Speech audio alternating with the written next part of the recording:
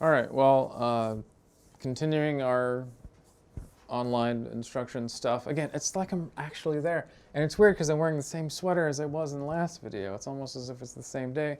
Maybe you're watching this on a different day, but it's still as if I'm there, right there with you, having a face-to-face thing, even though it's not really face-to-face. All right.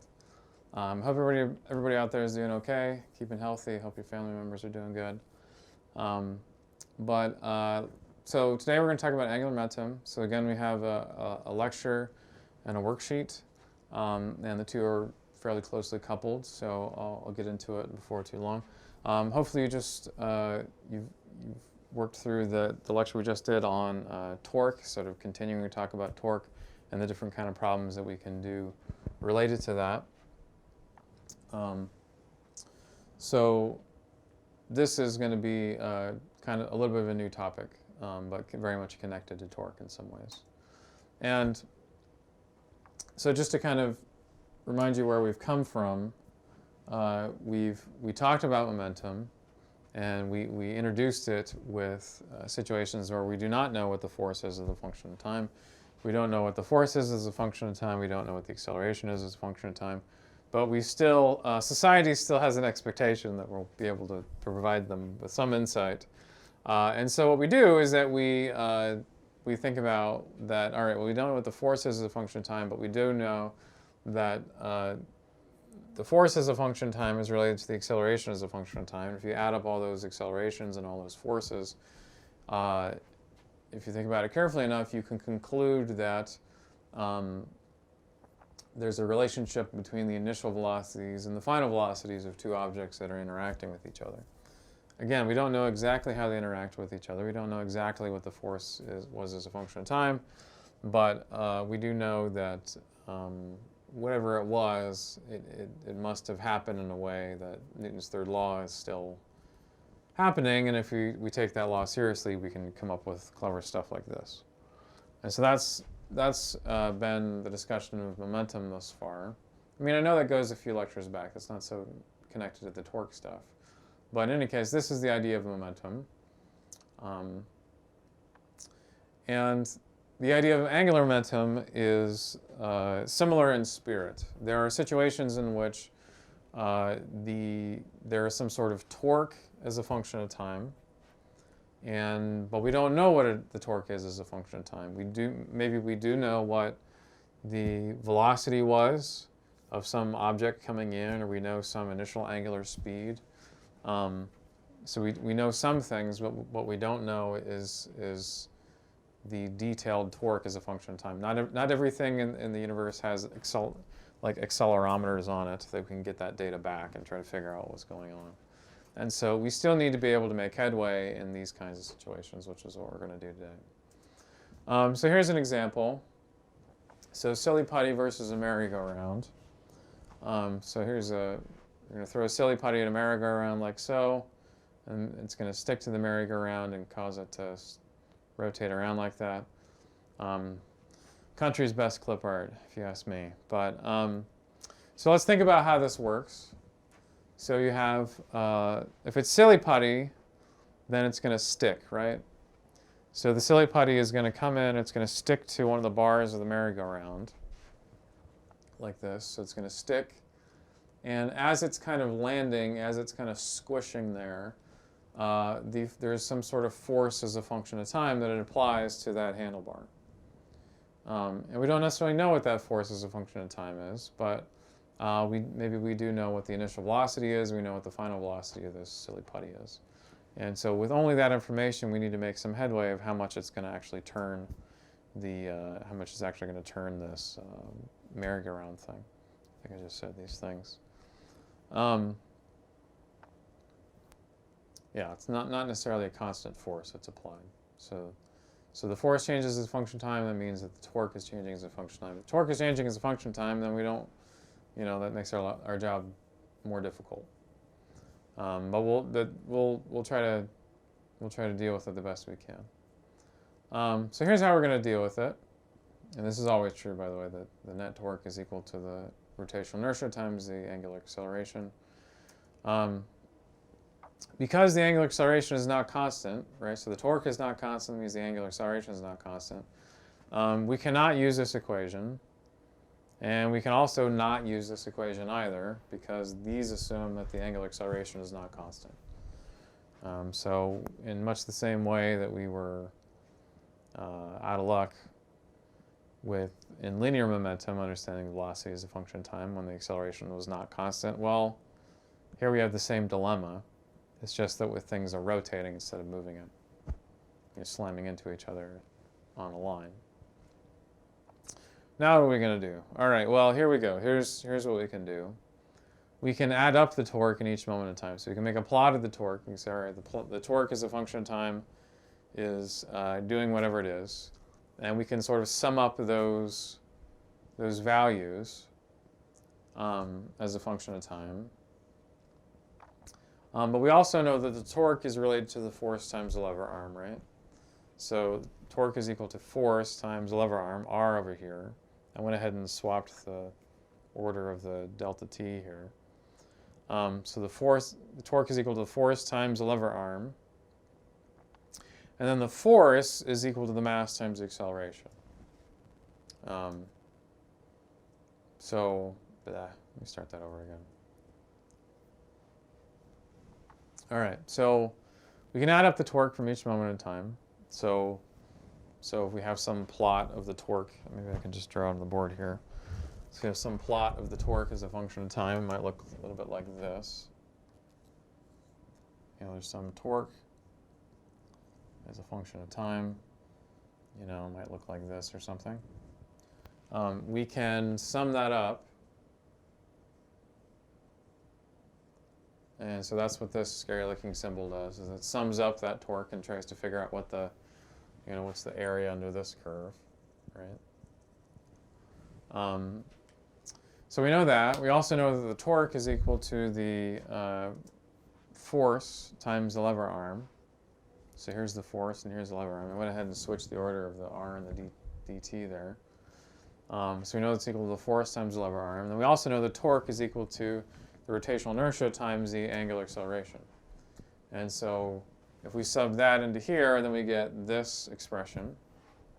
So rotational inertia is constant. We can bring that out front. But we're still doing a sum now over the angular acceleration times the time interval. By the way, the time interval is just, each one of these little things is a little time interval there. And what's interesting is that if you think about what this means, this expression means that if you sum that up, this gives us our change in angular speed, right?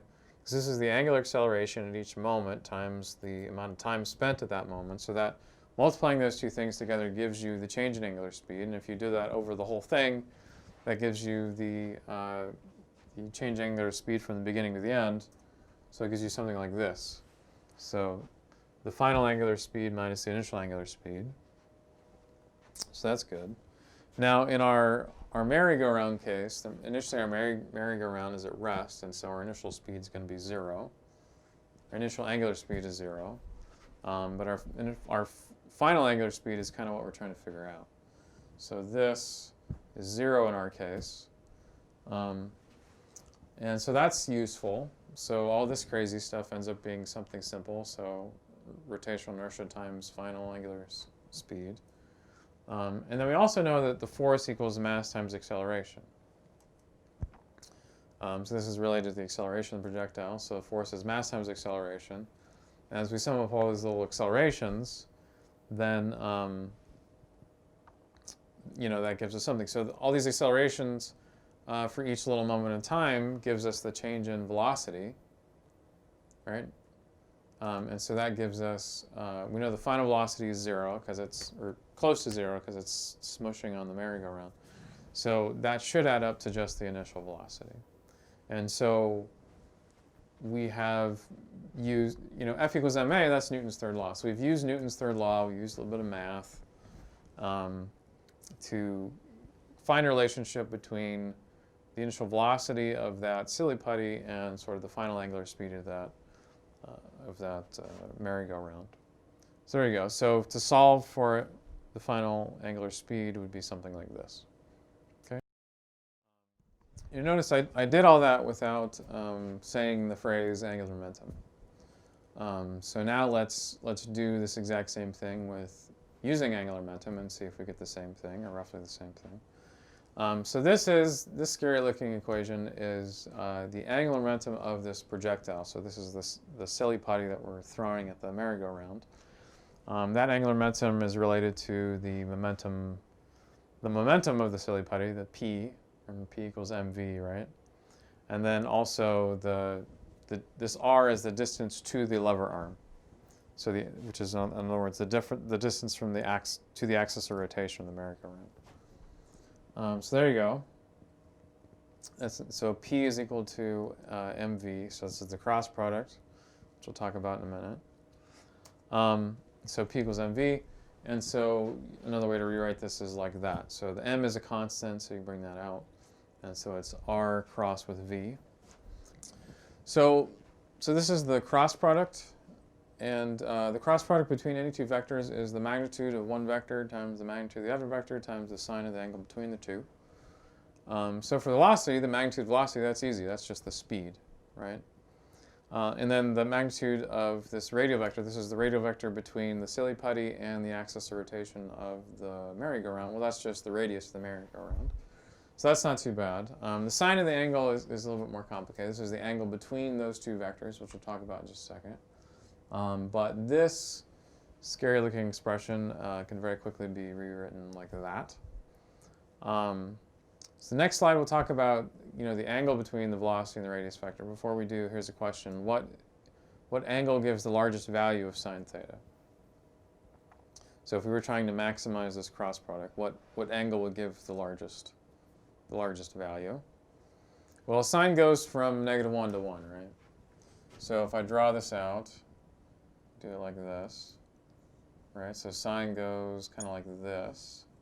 So what's the largest that sine can be? Well, that would be here, right? So what angle is this? Well, this would be 360. This would be 180. In the middle here, that means this would be 90. So sine of 90 should be the largest value. And so what that means is that this is maximal if the radial vector and the velocity vector are perpendicular to each other. And in the next slide, I'll show you an example of that. So let me erase this real quick. There we go.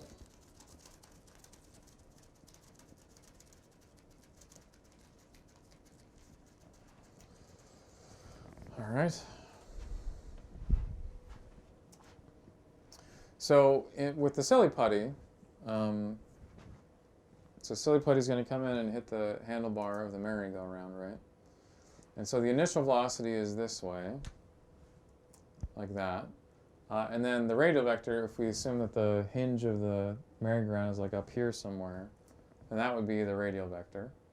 And so in this case, the angle between the velocity and the radius, or the radial vector, would be 90 degrees. And so that cross product would be nice and large.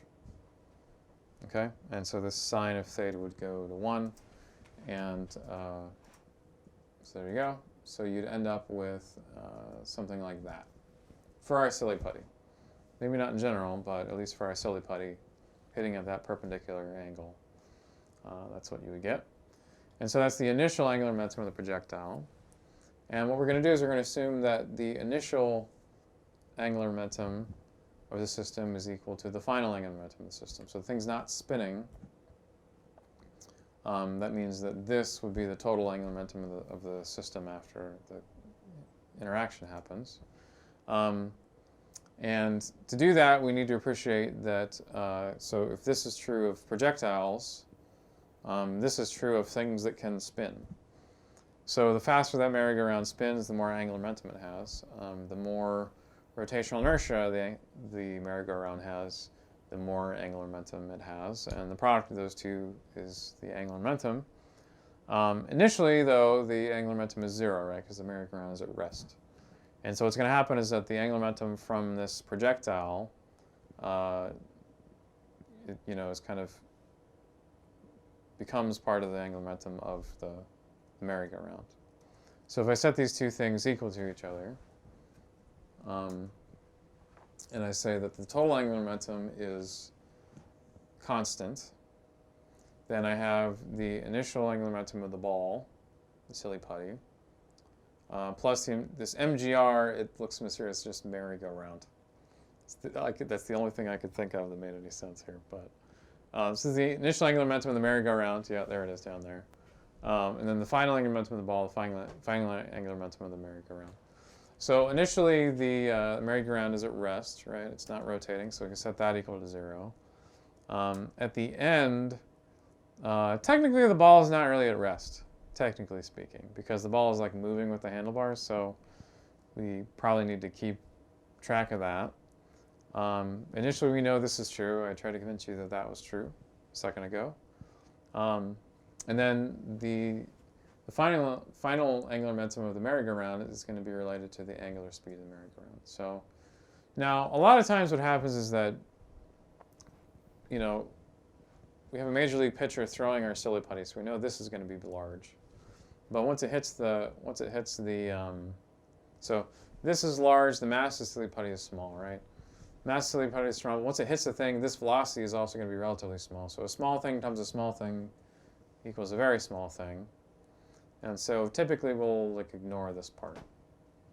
We'll just say that, well, this is roughly equal to that. But maybe we'll leave it in. I don't know. We'll see what happens.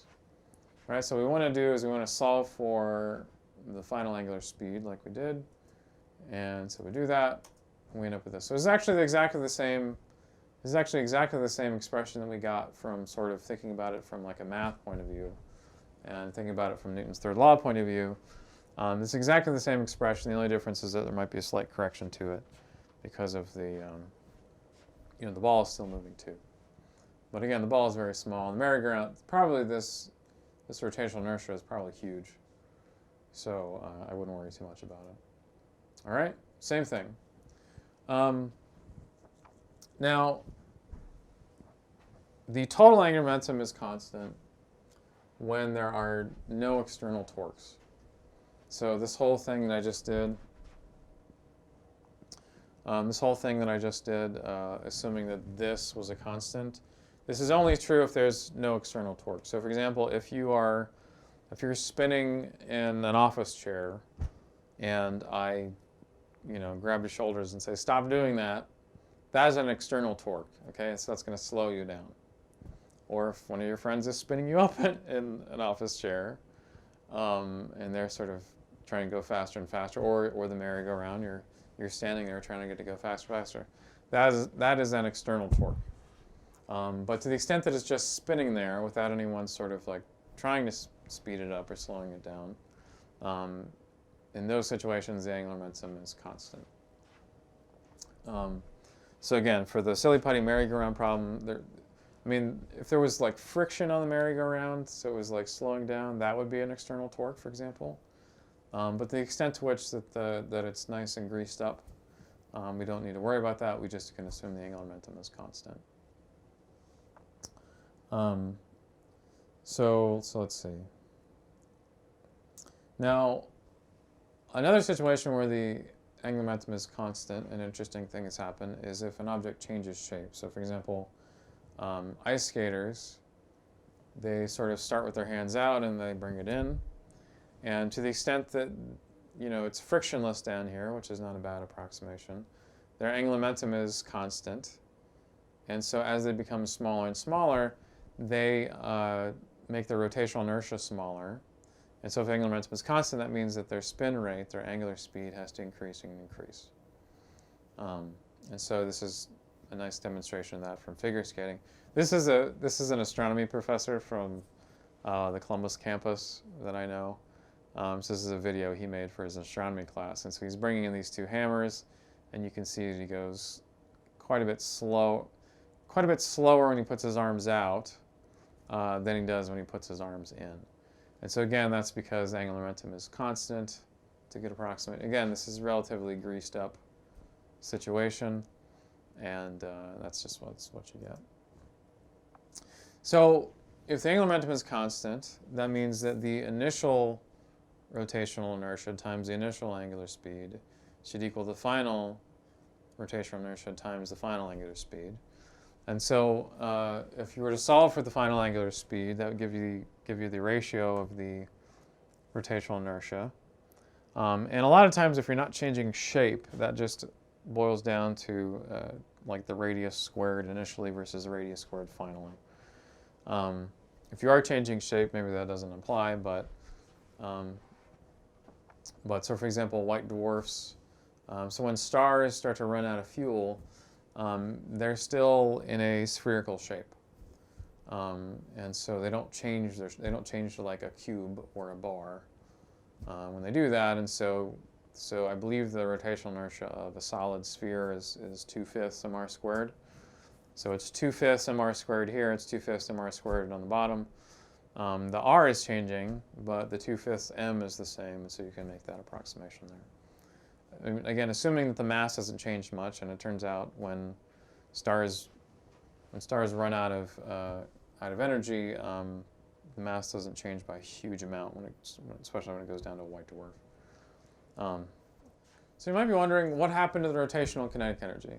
So I introduced that maybe 2 lectures ago, and that was for situations that were otherwise hard to deal with, but we know a little bit of information. We want to try to make some headway. And if I'm telling you that these things are greased up, we've got ice skaters on ice, so there's very little energy loss to friction, why can't we use rotational kinetic energy in this situation? So what do you think the answer is here? Should this work? Or no, it doesn't work? So think about this for a second while I pretend to be a mad scientist. Okay. The answer is that it doesn't work, and I'm going to tell you why. All right. The main thing I want to do right now is I want to show you how it gives a different answer for the final angular speed. And hopefully by convincing you that it gives a different answer, then you can appreciate that the answer is the wrong one, and the angular moment of inertia one is, the angular momentum one is the right one. All right, so if rotational kinetic energy was conserved, like energy is conserved, then we would have this equation, in which case we can multiply both sides by 2. We would end up with this, and then I believe we probably divide both sides by rotational inertia. No, we're going to take the square root first. Okay, we're going to take the square root. We end up with this. Now we're going to divide both sides by the square root of one of the rotational inertia, like that. And so this gives us our final angular speed. Okay, and you may notice that this is not the same equation that we got from angular momentum. So what in the world happened? Why is this one wrong and why is this one right? Okay, because you will get a different number if you try to calculate. So every year I see students on midterms in the final using this equation and getting a different number than they would have got if they got that. Okay, so why is this the case? Well, what happened? Well, with energy conservation, we assumed this. We got that. What in the world's going on? Well, the key thing is that if you're spinning around, let's say you have barbells, you have something heavy in your hand. If you're spinning around like this, and then you're pulling your arms towards yourself, the problem that creates is that it takes energy for you to change your shape. Especially like the faster you're spinning, the harder and harder it is to pull in your arms that way. Okay, and so the energy that it takes is the force. Like there's a tension. You have to pull your arms towards yourself. There's the centripetal force you have to overcome to pull that whatever is in your hands towards you. And so that takes energy. Force times distance is energy. And so you cannot just assume that the energy is conserved like this. You have to track how much energy it takes to change your shape. Whereas angular momentum, as long as it's a closed system, as long as there's no external torques, then this has to be true. And so that's the reason. So this doesn't care whether you change your shape or not. So that's why this is correct and this one is wrong. It's not sophisticated enough to include the possibility that you're changing your shape. Okay, so here's a question. So if you're hurled into space and with some spin, Is there any way to do like a trick move to like stop spinning like this? Is there any way around it? Assuming that ninjas follow the laws of physics, which I'm not always so sure that they do. But is there any way to like stop this? What do you guys think?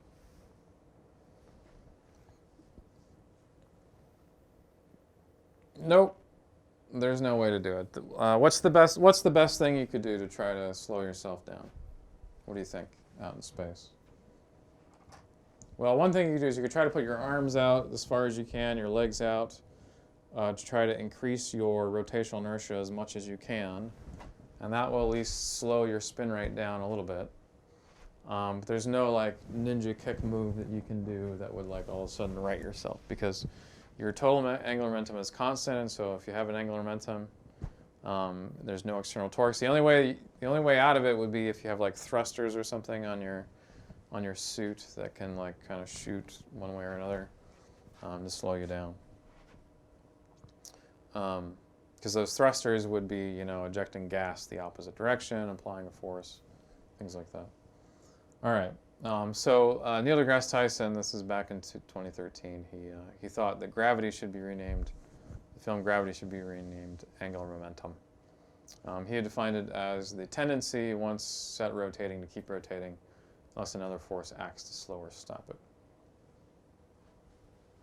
Okay. So a few more things to say about external torques.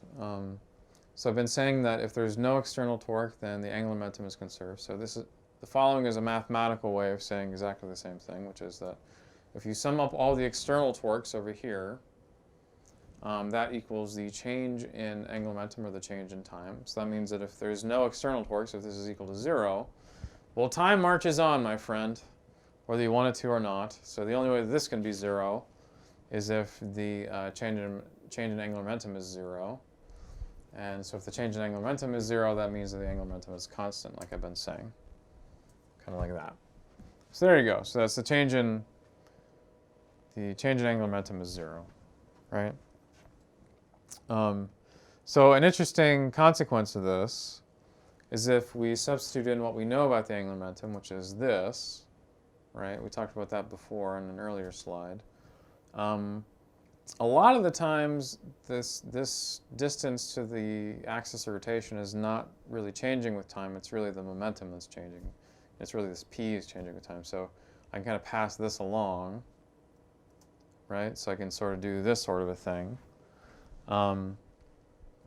And once I do this kind of a thing, that means that if, I don't know if that looks familiar to you, the change in momentum or the change in time, do you guys remember? Talking about momentum conservation, things like that. Well, the change in momentum or the change in time, that's just the force.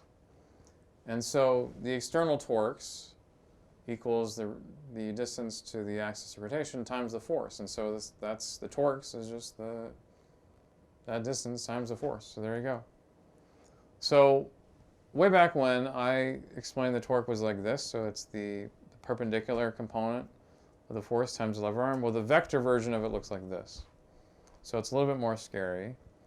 But when you take the magnitudes of these things, like that, it just ends up being this. So the torque is equal to the magnitude of the distance times the magnitude of the force times this angle, and lo and behold, that's pretty much exactly the same thing you have here. So these all things kind of connect back on each other. Right? So there you go. Exactly the same thing. Now the next thing to talk about is center of mass. I often say the term center of mass, but I never quite define it. The idea of center of mass is talked about in the book. And for my money, the term center of gravity is the same thing as the center of mass. I can't think of a situation that those two things would be different from each other. But it's a useful concept, and it's something that we need to think about. There will be questions in the homework and even on the exam that we need to think about. So this is a fun interactive example that I encourage you to play around with. I mean, ultimately, this example is kind of, demonstrates this sort of a thing. We're trying to find the center of mass of something. Um, so this is one of my favorites. Let's open this thing up here. There we go. So if I put a bunch of mass down, you see how it shows me where the center of mass is? I can kind of do this. And so if I want to balance this thing, I can sort of put the pin on this thing and try to balance it right at that point. Let it go. And it does sort of balance at that point. But if I want to put the pin at some other place, then I can do that too, if I can find the mouse. So there you go. So it sort of hangs there. So you would not say that that's at the center of mass. I mean, the mass is clearly all hanging below that. But if you can get it sort of right on that spot, then you can kind of get it all to balance, more or less. I'm having trouble getting it exactly the right way, but you can see that the center of mass is pretty much close to there. So it's kind of a fun thing to play around with. What we need to do is we need to actually be able to calculate where this is coming from. We need to close that window. All right. So we need to figure out how to calculate that center mass. And so to do that, we're going to use a situation which we already kind of know where the center mass is, which is a stupid barbell, which the center mass of this barbell had better be halfway in between these two things, because why wouldn't it? If there's an equal mass over here and equal mass over here, well, then the center mass should better be right in the middle. So we already kind of know what the answer is, but we're going to use some mathematical tools to try to make sure that we understand them. So what we can do is we can pretend as if we don't know where the center of mass is. We'll play dumb for a little bit. And we'll figure that, well, there's a torque from this thing and there's a torque from this thing. Perhaps the center of mass is there. And so we can calculate the net torque about that point and see what it is. And so there's only two sources of torque here. Let's neglect the fact that there's a little bit of mass here between the two weights. But we've got this thing, so that's the distance to one of the weights, and then that's the distance to the other weight. And so we have a force pulling down. By the way, the weights here are the same value, because it's a barbell. It wouldn't make a lot of sense to have this one be heavier than that one. So that force is pulling down. And then this force is pulling down. And so we can calculate what those torques are, right? In a second, we'll have to figure out like right-hand rule type stuff, which way it's going. So object 1, let's see. So object 1, so this is the axis of rotation. So if this was the only torque, it wants to move it this way, right? And that is counterclockwise. Counterclockwise is positive, so we have a positive there. That's force times the lever arm. Whereas this thing over here, this thing wants to, if this was the only torque, it would be wanting to make this thing rotate this way. That's clockwise, that's negative, and so that would be a minus mg times that distance, like you can see there. And so the total torque is like that, something like that. And so if we know that we are at the balance point, then the only way that can be true is if x1 equals x2, which means we're basically halfway through, right?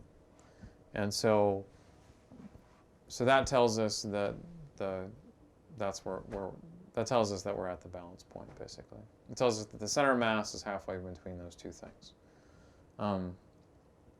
So there you go. So that works. But we could have situations in which we have objects that instead of having more than just two masses, we might have more masses than that. And so we have something like this. And we have some guess of what the center of mass is. We're going to calculate all the torques over here and all the torques over here and try to see what it takes to get those torques to add up to 0. So let's take this one. This is our ith piece of this extended rod. So each part of the rod has mass in it. And I can do the same kind of thing. I can figure out, I can calculate the torque from each one. So the torque in this case, well, if this is the axis of rotation, I want to know what this distance is, right? So this distance is that distance minus this distance is going to be that distance, right? And so we have our little mass, m sub I, and this little d distance thing is going to be the center of mass distance minus this thing there, right? And so that's just for this little mass there. And because it is this thing, if this was the only torque, it's trying to get it to go this way, right? Which is counterclockwise. Well, then that means we're going to have a positive out front. I didn't draw the positive, but there's a positive there. G is positive 9.8 here, by the way. So there you go. And if we wanted to add up all these, well, then we could just do it like this. We just say, all right, well, I'm going to sum up all these torques, sum it up like this, and that's going to equal the rotational inertia times the angular acceleration. But this would have to be equal to 0, right, if it was balancing, and so we end up with something like this, right?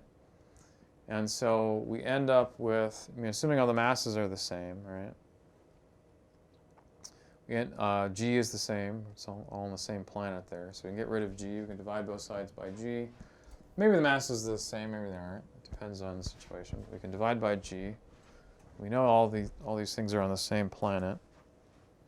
So we end up with something like this. And so if you sort of like expand this thing out, right? So this times that, and then this times that, this equation gives you this thing over here. But the thing is that the center of mass, the distance to the center of mass, does not depend on which little piece that you're talking about. So this thing can come out, and so you end up with something like this. And the sum of all the masses is just the total mass. And so you end up with a formula that gives you something like this. So if you add up the mass of each piece times the distance of each piece from the end, and divide by the total mass, that gives you the center of mass, is what it works out to be. Now, if there's only two things, well, that means that this would be equal to, so for this case, so again, this x sub I is from the end, and so this x sub I is 0, because it's right at where we're measuring it. And this is L, and so m times 0 plus m times L. Total mass is just 2m, and so you end up with ml over 2m. There you go. L over 2. Okay? So that's exactly, which is what we expected, right? So you may need to use that formula. I mean, it could be three things. It doesn't have to be two things. It could be m times 0 plus m plus L plus a third thing that's on here.